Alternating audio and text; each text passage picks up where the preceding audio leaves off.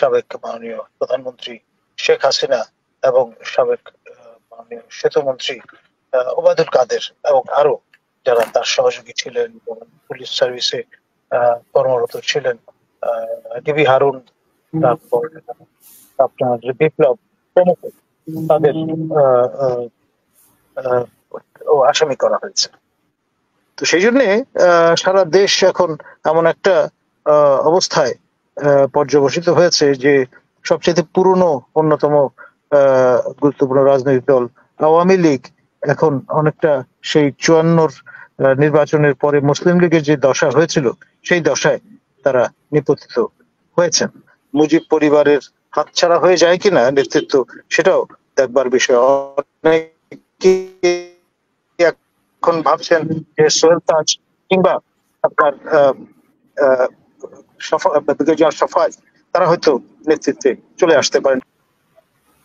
বিশ্বস্ত সূত্রে অবগত আমরা হয়েছি যে বনানীর একটি বাড়িতে আমাদের মাননীয় সাবেক শিক্ষা এবং সমাজ কল্যাণ মন্ত্রী দীপু মনি এবং মাননীয় member of ex parliament Selim Mahmud, তারা একটি বাড়িতে অবস্থান করছেন এবং প্রায় প্রতি রাতেই তারা বাড়ি পরিবর্তন করছেন ধরা পড়বার ভয়ে। আর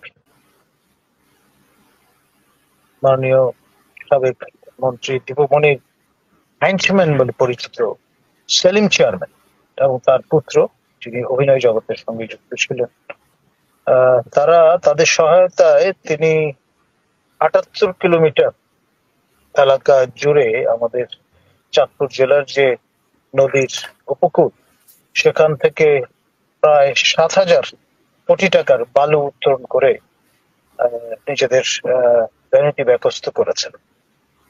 তো তাকে স্থানীয় উত্তেজিত জনতা গণপিটুনি দিয়ে পিতা পুত্র দুজনকে হত্যা করেছে। এখন যেই রেশ এবং যেই আপনার ঘৃণা পুঞ্জীভূত যে বহিঃপ্রকাশ, সেটি দীপুমণিকে তারা যদি হাতের কাছে পান কি অবস্থা দাঁড়াবে সেটা সহজেই অনুমেয়। আর অঞ্জনা খান মজলিসের কথা নিশ্চয়ই আপনারা ভুলে যাননি, চাঁদপুরের জেলা প্রশাসক, তিনি তদন্ত করে এর সত্যতা পেয়েছিলেন। অর্থাৎ যেই দুর্নীতিগুলো মাননীয় সাবেক মন্ত্রী দীপুমণি করেছিলেন তার সেটি প্রমাণিত, অভিযোগ নয়। এইরকম নানান রকমের অভিযোগ এবং তার যথেষ্ট পরিমাণ সত্যতা খুঁজে পাওয়া যাবে কম বেশি সবার, যদি এর ক্ষেত্রে অনুসন্ধান পরিচালনা করা হয়। আপনার নিশ্চিতভাবে কারো কারো ক্ষেত্রে হয়তো ব্যাপারটি ঘটেছে যে তারা সরকার পতনের আগেই আপনার বাংলাদেশের সীমা বা গণ্ডি ছাড়িয়ে নিরাপদ আশ্রয়ে চলে গেছেন। কিন্তু আপনার যেমন আজকে আপনার আদালতের পক্ষ থেকে নির্দেশনা প্রদান করা হয়েছে মোহাম্মদপুর থানাকে হত্যা মামলা রুজু করবার জন্য সাবেক মাননীয় প্রধানমন্ত্রী শেখ হাসিনা এবং সাবেক মাননীয় সেতুমন্ত্রী ওবায়দুল কাদের এবং আরো যারা তার সহযোগী ছিলেন, পুলিশ সার্ভিসে কর্মরত ছিলেন, ডিবি হারুন, তারপর আপনার বিপ্লব প্রমুখ, তাদের আসামি করা হয়েছে।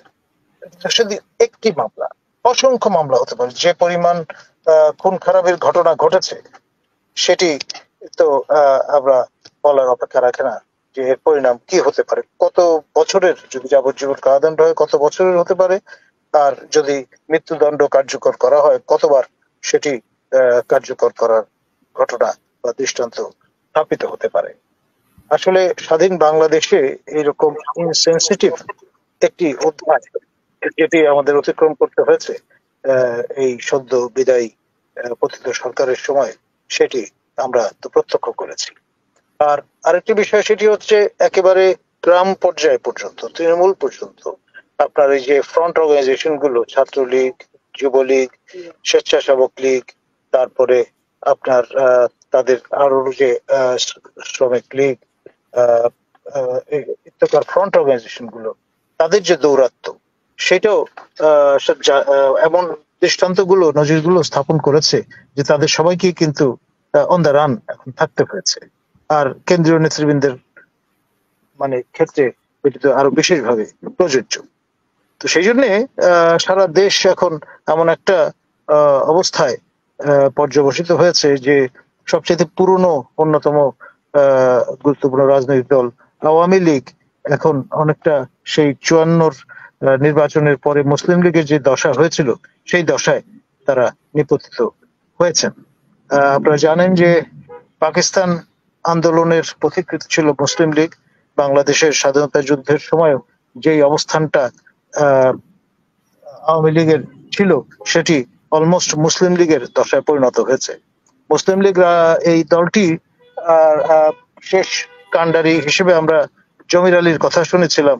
তাদের প্রতীক ছিল হারিকেন। হারিকেনে বাতি দেওয়ার মতো জমির আলীর মতো কাউকে এখন যেমন খুঁজে পাওয়া যায় না, সেরকম অবস্থাটি হয়ে দাঁড়িয়েছে আপনার আওয়ামী লীগ। এবং বিশেষ করে আমাদের সাবেক মাননীয় প্রধানমন্ত্রী শেখ হাসিনা যখন নিজের নিরাপত্তার বিষয়টি, নিজের আপনার সুবিধাটি, সেটি ব্যাপারে জোর দিলেন এবং তার অগুন্তি নেতা কর্মী তাদেরকে পেছনে ফেলে নিরাপদ আশ্রয়ে চলে গেলেন, তখনই বিষয়টা কিন্তু এমন একটা ঝাঁকুনি তৈরি করেছে rank and file within there party. সেটা ভবিষ্যতে কোন পর্যায়ে নিয়ে যাবে, নেতৃত্বের পরিবর্তন নিয়ে আসে কিনা, অথবা মুজিব পরিবারের হাতছাড়া হয়ে যায় কিনা নেতৃত্ব, সেটাও দেখবার বিষয়। এখন ভাবছেন যে সোহেল তাজ কিংবা আপনার সফাই তারা হয়তো নেতৃত্বে চলে আসতে পারেন। এবং একটা সময় ছিল যখন আওয়ামী লীগের নেতৃত্বে ছিলেন মাওলানা ভাসানী, একটা সময় ছিল যখন আপনার আওয়ামী লীগের নেতৃত্বে ছিলেন শামসুল হক কিংবা আপনার হোসেন শহীদ সোহরাওয়ার্দী। সেরকম একটি অবস্থায় নিপতিত হতে পারে এই দলটি। ধন্যবাদ।